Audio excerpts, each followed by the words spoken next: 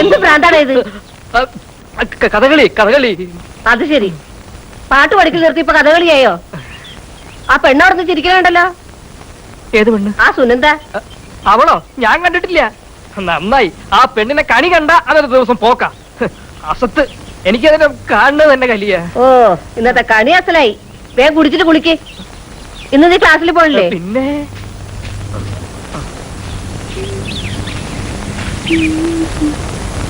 അമ്മയമ്മേ, ദാ പാല്. എനിക്ക് ക്ലാസ്സിൽ പോണ്ടതാ. ഇവിടെ ഉണ്ടായിരുന്നവരൊക്കെ നാട് വിട്ടു പോയോ? അമ്മയമ്മേ, ഇവിടെ ആരും ഇല്ലേ? പാല് വേണമെങ്കിൽ വേഗം വരണം.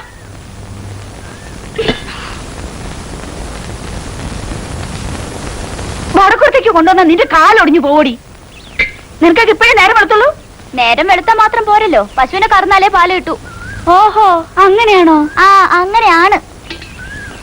മുഴുവൻ വെള്ളാണല്ലോടി. വെള്ളമില്ലാതെ പാലുണ്ടാവോ? പാലിൽ ഏറ്റവും കൂടുതൽ വെള്ളം.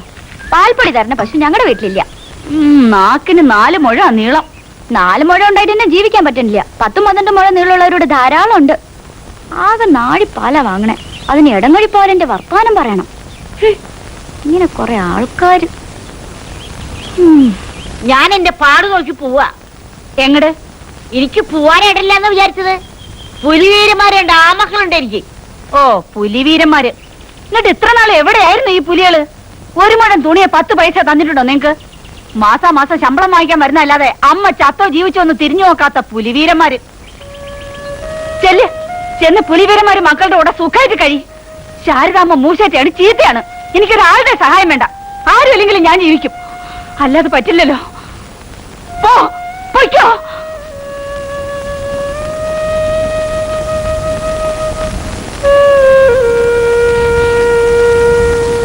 ശാരദമ്മേ,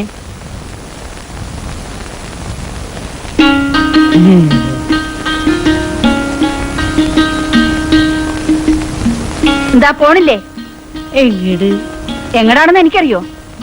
എനിക്കത് അറിയില്ല. പുലിവീരന്മാര് മക്കളുണ്ടല്ലോ. പുലിയും മനുഷ്യരും തമ്മിൽ യോജിക്കും എന്റെ ശാരദമ്മേ. കാപ്പി എടുത്തു വെച്ചിട്ടുണ്ട്, നല്ല ദോശ. തിന്നിട്ട് ഡ്യൂട്ടിക്ക് പോ.